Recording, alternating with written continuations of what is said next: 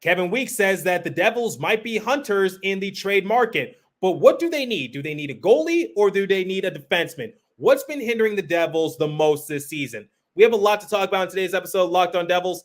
Buckle up, everybody. You're Locked On Devils, your daily podcast on the New Jersey Devils. Part of the Locked On Podcast Network, your team every day. Hi, this is Bryce Salvador, and you're Locked On Devils with Trey Matthews. Elliott scores! Oh, Stevens stepped up, nailed him. Brodor's got the puck. What a shot. The Devils win the Stanley Cup. Alrighty now, what is up, New Jersey? Welcome back to the Locked On Devils podcast here on Locked On Network. I'm your host, college hockey play-by-play announcer, Devils writer for Pucks and Pitchforks, and also part-time credentialed media member, Trey Matthews. In today's episode, we're going to talk about certain situations that the New Jersey Devils might see themselves in order to improve their roster. Kevin Weeks recently appeared on NHL Network, and he shared some of rumblings that he was hearing take place throughout the league. And he said one of the teams that might be hunters in the trade market were the New Jersey Devils. So before we get into the nit and grit of it, before we look at some potential options that the Devils have their eyes set on, I first want to play a clip courtesy of Weeks that he posted on social media about everything that he was hearing. So take a listen. Why don't we start with Chris Tanev, Weeksy? Yeah, Chris Tanev drawing a lot of interest in the market. Interested suitors include and not limited to the New Jersey Devils, the Dallas Stars. He's a stay-at-home defenseman, very dependable, block shots. He's been injured a little bit.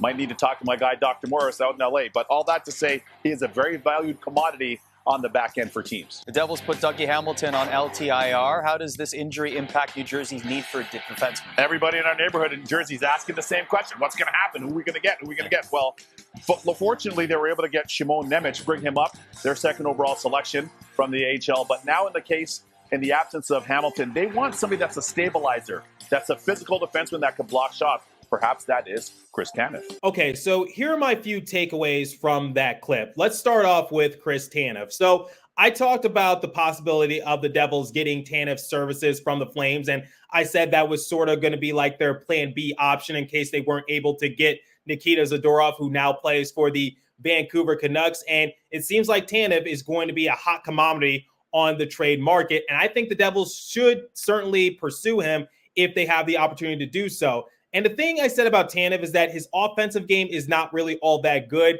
and he's not really a physical defenseman. He's very smart. He knows where to place himself. He knows where to get those blocks. He knows where to clog up the lanes. But I think something that a lot of people were also wanting from a defenseman was a bit more physicality, which is why I lean towards Nikita Zadorov a little bit more. And I also said that Zadorov's offensive game was somewhat underrated. And I thought that Zadorov would be the better fit for the Devils because he adds more size, he adds more physicality, his offense is still somewhat decent. I thought he would be the better get for the Devils. And once again, the Devils lost that bidding war for him, but they still can go after Tanev, who is not a bad backup option. So the thing I could say about Tanev is that as long as he doesn't hinder the offensive game for the Devils, I think he'll be a decent fit because he can definitely add some more depth defensively for the Devils. He knows where to place himself. He knows where to clog up those lanes. So I agree with everything that a lot of people have been saying on the Devils discourse, which is I think Chris Tanev would be a very good fit for New Jersey. And if the Devils know what's best for them, they should definitely try to put their eggs in the basket to get his services. And also, he has some veteran leadership because he's one of the Calgary Flames' alternate captains. So I think that can also be very useful because I think last year the Devils really started to see how much leadership they were missing until they brought in Andre Palat, Eric Haula, and Brendan Smith into their dressing room. And as a result, the Devils had a phenomenal performance last season. So I think Chris Tanev, while he wasn't my top priority to get, I think he should certainly be an option for the Devils if they have the assets to trade for him. Obviously, they got to be smart. He is going to become an unrestricted free agent after this season, so don't go too crazy. But Tom Fitzgerald is obviously a very intelligent general manager, so I trust that he'll make the right decision. But when Kevin Weeks was saying that the Devils were one of a few teams interested in his services, I was like, yes, that he can definitely help the Devils' blue line a little bit more because the problem with the Devils' defense is that they have a lot of offensive-minded players. So you got players like Luke Hughes, you got players like Shimon Nemeth. Before he got injured, you got someone like Dougie Hamilton.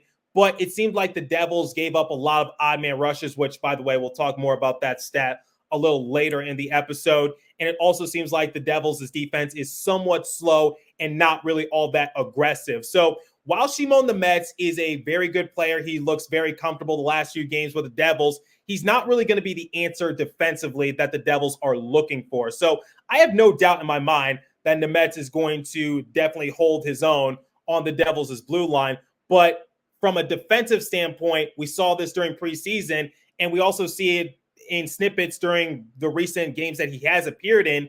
Nemeth is just not really all that effective defensively. So that's just something to factor in. So not trying to crap on Nemeth or anything. I'm really excited to see where his game can go. And now that he is on the roster, and unfortunately it's not for good circumstances because he's replacing the injured Dougie Hamilton to an extent, I think he adds an interesting dynamic to the Devils' roster. Now, let's transition over to Dougie Hamilton, because I said it a couple episodes ago. For right now, Dougie is still listed on the IR. He is not on the LTIR. So once the Devils do place him on the LTIR, that's going to give the front office $9 million to play with. So here are my thoughts on how to handle that situation, because maybe it's a blessing in disguise to an extent, because the Devils are in desperate need of either another physical defenseman or they're in need of a better goalie. So having $9 million to play with, even if it's for a one-year rental, I still think that could do a lot of good for him. It sucks that Dougie is out with injury, and it sucks that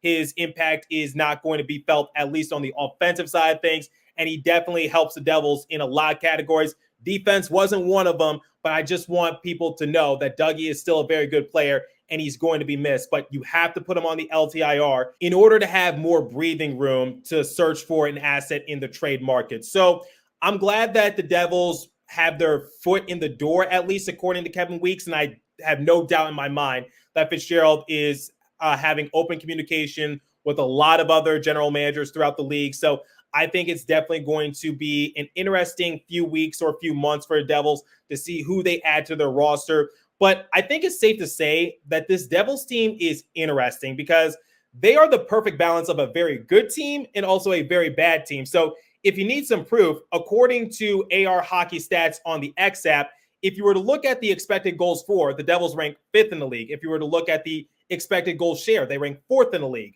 If you were to look at the expected goals against, they rank 9th in the league.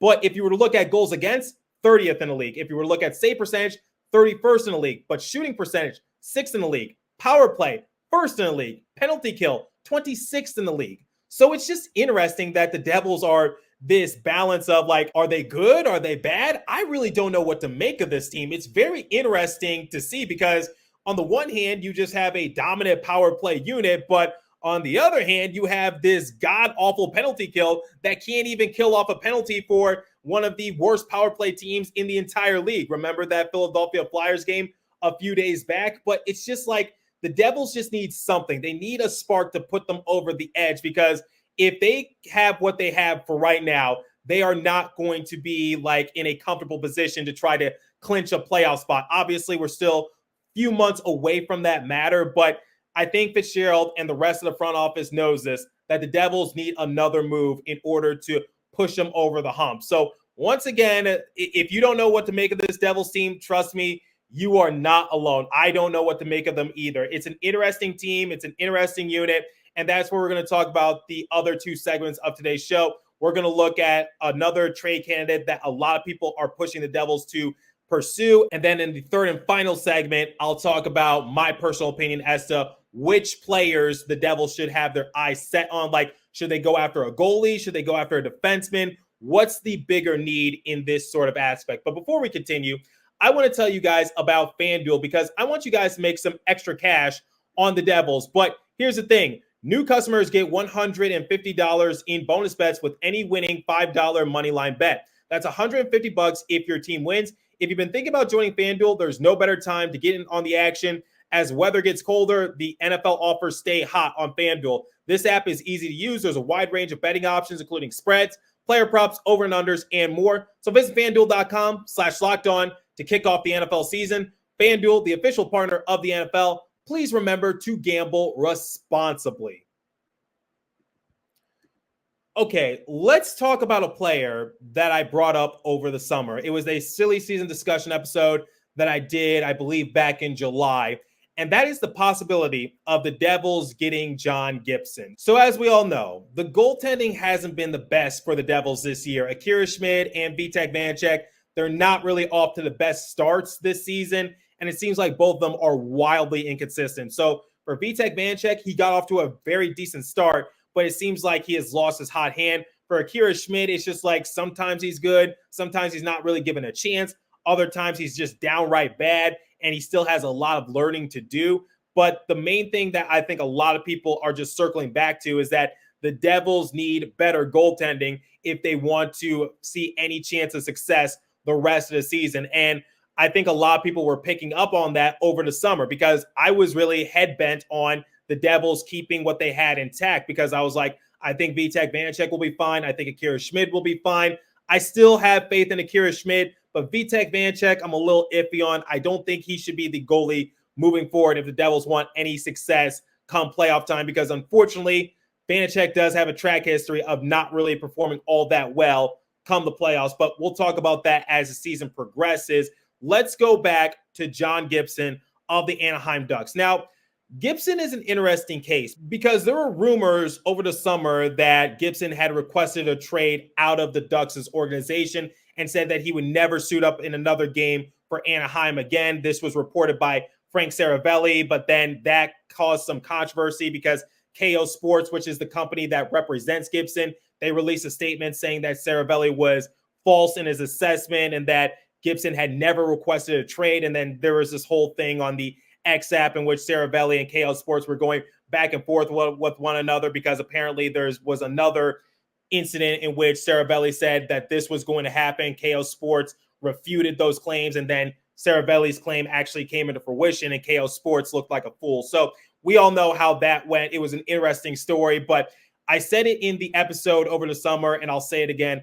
I think Gibson, even though he might be okay with playing the Ducks organization for a time being, I think he would like a change of scenery because I think it's safe to say that people are conflicted when it comes to Gibson. They don't know if he's good. They don't know if he's bad. Personally, I think he is somewhat underrated, but at the same time, I don't want to get my hopes high on him either. I think he definitely can be a better goalie if put into a better system. So let's look at what his contract is looking like. So currently he is in the 5th year of his 8-year, $51.2 million deal. He's being paid annually of $6.4 million. So I talked to my colleagues over at Pucks and Pitchforks. I said, is it possible for the Devils to obtain Gibson? What would the circumstance look like? And they said it is possible, but you're going to have to include Vitek Vanecek in the mix. And we'll talk about that momentarily. So it would be a commitment if Gibson is added onto the Devils roster. So for any of you who are conflicted with them, if the Devils do manage to get his services, just know it's not going to be like a 1 or a 2-year type of ordeal. You still got a few more seasons of Gibson. So far this season with the Ducks, he has appeared in 18 games. He has a win-loss record of 5-11. He has a save percentage of .906 and a goals against average of 2.82. Worth mentioning that he is currently leading the league in losses. And in fact, going back to last season, he has led the league in losses 3 of the past 4 years. So during the 2019-2020 season, he had 26 losses. The 2021 56-game COVID-shortened year, 19 losses. Then just last season, 31 losses. But Gibson has a respectable track history. He has appeared in 3 All-Star games. He won the Jennings Trophy back in 2016. But the one thing I could say about his stats is that I don't think it helps that he plays for the Ducks, with all due respect, because last season he saw 1,983 shots, which ranked 2nd in the league. So he was 2nd in the league for shots against, but he also led the league in goals against with 200. But to put it into a better perspective, he did lead the league in wins during the 2017-2018 season. He has sometimes seen his name in Vezina Trophy discussions. He's never really had a legitimate chance of winning. But the one thing I can say about Gibson, in my opinion, is that I think he is underrated and that maybe a change of scenery, a team that has a better defense in front of them can do a lot of wonders for him. And I'm not saying that the Devils' defense is elite or anything, but I would argue and say that the Devils' defense is better than the Ducks. So maybe if Gibson just has a change of scenery, maybe we could see his numbers improve just a little bit more. So what would the package look like? Obviously, you're going to have to include Vitek Vanacek, but this is where the issue stems, which is, do you think the Anaheim Ducks, they're going to take on Vitek Vanacek? Because right now, Vitek Vanacek is not really having the best of seasons right now. And if I'm the Ducks GM, I'm just like, look, I'm giving you my starting goalie. You better give me a decent goalie in return, or at least a goalie that has some sort of upside. Because Gibson is one of the few bright spots for the Ducks who have had a dark cloud over their organization the past few seasons. So I don't think they'd be willing to part ways with Gibson for the down low, and they're definitely going to be asking for a goalie. And the one thing you do have to factor in is that even if the Devils have $9 million in cap space, you do have to take into consideration that come next year, there are going to be a few players that are going to be needing contract extensions. So the one thing I told Tom Fitzgerald over the offseason on this show is that go after players that are available, but at the same time, don't try to put yourself in depth to your eyeballs, because Tyler Toffoli is going to need a new contract. Dawson Mercer is going to need a new contract. Luke Hughes is going to need a new contract because he's already burned the first year of his entry-level contract. Shimon Nemets when that time comes. So there's a lot of players on the table for the Devils' roster that are going to need some new contracts, and they might see a pay increase as well. So getting Gibson, once again, is a commitment, and the only possible scenario in which I see the Ducks going through with this trade is if they take on Vitek Vanacek. But the issue is that Vitek Vanacek's stock is not all that high. So I don't think any teams are really going to bite on him. And over the summer, once again, I did say that the Devils should just stick with Vanacek and Schmid. But if you were to tell me what I know now, then I would have said, okay, trade him while his value is still relatively high. I didn't expect for Vanacek to take this many steps backwards. So that's the problem that I think the Devils have. So I don't know what everyone's opinions are on John Gibson exactly, but my thing is that I think he is somewhat underrated. If you were to put him on a better team, I think we could definitely see his stats increase a little bit more. And I think we can definitely see him not lead the league in losses for what, like the past 4 years. So yeah, I wouldn't mind having Gibson on the roster, but I just don't think it's the likely scenario for the Devils. And unfortunately, this is just a hand that's dealt to them, which is there aren't that many good goalies on the open market. So John Gibson might be a suitable option for them, but are the Ducks really going to part ways with Gibson when he has a few years left on his contract and he's one of the few bright spots for their organization? So that's something just to consider, just some food for thought. So my final verdict is, after revisiting this topic and seeing what the Devils are at currently, I would open a trade for John Gibson, but given what might have to be included in the package and the state of the Ducks organization and just how the money situation might work, I just don't think it's likely. I don't see a scenario happening, but that's not to say that I don't want Gibson on the roster. It's just like, what scenario could the Devils do in order to make sure that they're not up to depth in their eyeballs, making sure they're not in a sticky situation, they're not trapped in a corner when it comes to finances, and still has some breathing room to work with, and also just add Gibson to the roster? Because once again, after consulting with Pucks and Pitchforks, it is possible, but it's a full-blown commitment, and Vitek Vanacek's stock is not all that high. So those are my thoughts on the matter after revisiting the topic. Let me know what you guys think. What do you think of John Gibson? Do you think he's overrated? Do you think he's underrated? Do you think he's a good goalie? Do you think he's a bad goalie? And put some options down in the comment section if you're watching on YouTube. What other goalies might be available for the Devils to pursue? I'm curious to hear your guys' thoughts, so that way I can possibly do another silly season discussion in the near future. Now, before we continue and talk about some other needs that the Devils might have and what other options might suit for them, I want to tell you guys about the Game Time app, because I want you guys to see the Devils up close and personal. So here's some of the things I love about the Game Time app: last minute tickets, flash deals, zone deals, easy to find and buy tickets for every kind of event in your area, views from all seats in the venue, lowest price guaranteed, event cancellation protection, job loss protection. You can see the view from your seat right before you buy, so you know exactly what to expect when you arrive. Game Time has deals on tickets right up to the start of the event, and even an hour after it starts. It's the place to find last-minute seats.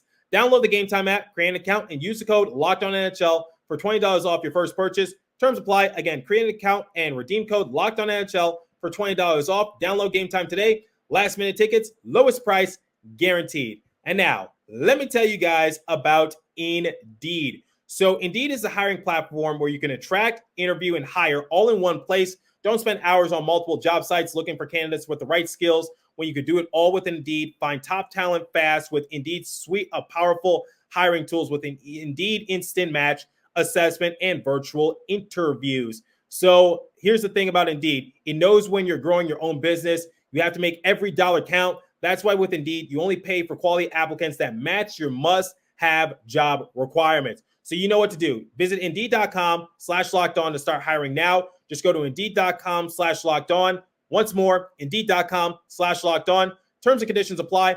Cost per application, pricing not available for everyone. Need to hire? You need Indeed. Okay, so I wanted to talk about this segment, and I saved it for last because I was looking at some people's comments in the previous episode in which I was giving my post-game recap. And it seems like a lot of people are divided because a lot of people don't know whether to blame the Devils' defense or their goaltending as to how their struggles are panning out. Because once more, this Devils team is just the perfect balance of a good team and a bad team, and it just cancels each other out. But as we all know, that's not going to gear them up to success, especially when the season starts to wind down and they're hunting for a playoff position. Obviously, some changes are going to have to happen in order for the Devils to win more consistently and also just avoid those uphill battles, because some games that come to mind, even though the Devils have won 4 of their last 5 games, remember that game against the Islanders? The Devils had to try to overcome a 2-goal deficit in the third period. They had to score 3 unanswered goals on the Islanders in order to find themselves victorious. And remember, Sorokin is a very good goalie, so they had to earn all those goals. Or when you look at the previous matchup against the Canucks, the Devils led 5-2 going into the final period of regulation. That should be a comfortable lead, but they blew it, and thank God they were able to get the game-winning goal. But it just goes to show you, like, that was just an ugly victory. Or the game against the Flyers in which the Devils, they allowed for the Flyers to score a few unanswered goals in the third period. They got a penalty at the most inopportune time that resulted in Brendan Smith getting suspended, and the Devils had to take it in OT in order to secure the victory, but the Flyers still walked away with the point. So the thing is like, once again, even though the Devils are winning a bit more consistently, what's it going to take for them to sort of dominate similar to what they did against the Sabres, 7-2, in which the Sabres had little to no chance of mounting a comeback, and the Devils were dominating from start to finish? What's it going to take to see more wins like that? So a lot of people, once again, are divided because they don't know whether to blame the goaltending or the defense. Well, here's my thoughts on the matter. I think it's safe to say that the defense hasn't been all that great and the goaltending hasn't been all that great. But something that might surprise you is that the Devils actually don't give up that many odd man rushes as you might think. So according to Megan Chayka, who is a data scientist for StatLeaks and also hockey analytics, she actually put out on the X app the amount of odd man rushes against per game. And would it surprise you that the Devils are actually ranked 3rd for least amount of odd man rushes against, because they average 3.41, and ahead of them are the Hurricanes 3.3 and the LA Kings 2.57. And at the very bottom, you got someone like the Chicago Blackhawks, 6.39.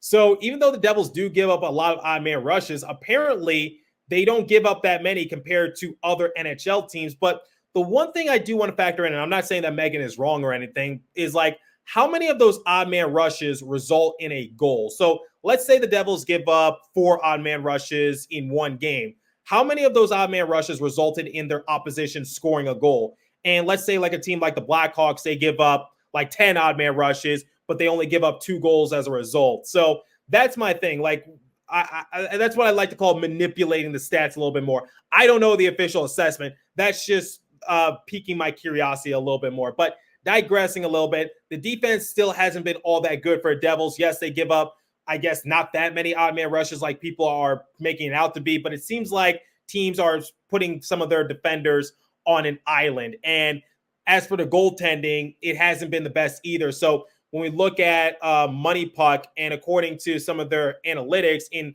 the minimum of 10 games played, Akira Schmid and Vitek Vanecek, they're one of the lowest ranked goalies in the entire league. So Akira Schmid, he's currently ranked 33rd in the NHL because if we look at some of his numbers, goals saved above expected, minus 4.3. Expected goals against, 23.73. Goals save above expected per 60, minus 0.502. And Vitek Vanecek, he's no better. He's actually 10 positions lower than Akira Schmid. He is in the 43rd position. Expected goals against, 43.73. Goal save above expected, minus 7.3. Goal save above expected per 60, minus 0.515. So it's safe to say that the goaltending tandem for the Devils is one of the worst in the league, but at least the Devils aren't like the Carolina Hurricanes, because they just lost one of their more so recent matchups to the Edmonton Oilers 5-1. But digressing a little bit, the goaltending and the defense have been huge question marks for the Devils. So here's the main thing that I think a lot of people are missing. I don't think it's pick one or the other. Like, let's pick to see like which one's been hurting the Devils the most and just focus on that and not the other, because the defense is not good. The goaltending is not all that good. But I think when it comes to the open market and what the Devils can do to try to fix their roster, I think it comes down to who's available and what's doable for Tom Fitzgerald. Because once again, the goalie market is very spread thin. There aren't that many decent options to help out the Devils. But when we look at some defensemen, like we've named, like Chris Tanev, he could be a potential option for the Devils. Then that actually works into their favor, because Chris Tanev might come much cheaper and the Devils might not have to give up as much, as opposed to like if they want John Gibson, not only are they going to have to include Vitek Vanecek, but they might have to include a few other top-notch prospects in order to sweeten the deal. Even then, I don't think the Ducks would bite, because I don't think they want to take on Vanecek. But still, the thing is like, I don't think it's a matter of like pick one or the other. I think both have really been hindering the Devils' development. Now it's just a matter of like which one is just more attainable. So that's my thought on the matter, because once again, I just saw the comment section in the previous episode and it was very divided. People had some various amount of points, but the one thing I can say is I try to be fair in my assessment. So let's look back at a game. Let's look back at the New York Islanders game for Devils, in which they came away victorious. Ken Danico said that half of the goals that were let up, half of them were on Vanecek, the other half were on the defense. So I think that's been the case for a lot of situations this season, because there have been times this season when the defense leaves Vanecek out to dry. There's other situations in which Vanecek, you have to make that save. You have to make that stop. So I think that's just been the song and dance routine for the Devils all year long. So once again, that's not to say that one is better than the other. That's not to say that one doesn't need as much work or one is all good, the other is really hurting the Devils. I think both need a lot of work, but it's just a matter of what's attainable, what's affordable, and who's available. So that's my thoughts. So leave a comment down below if you're watching on YouTube, if you're listening on a podcast streaming service. Hit me up on my personal X Page app at TreyMatt4 or the show's X Page app at Locked On Devils. As for today's episode, that's what I'm going to have for you. So continue to stay safe. Have a wonderful day, New Jersey. Go Devils. I'll catch you guys in the next episode. I actually have a flight to Seattle in a few hours I have to catch. So any Devils fans in the Seattle area, if you see me at Climate Pledge Arena, don't be afraid to come up and say hi. Looking forward to visiting that arena for the first time. I hear it's really nice. So can't wait to get out to Seattle and see the Devils take on the Kraken, and also give you guys some behind the scenes sound bites. But I'll catch you guys in the next episode. Thanks for listening once again.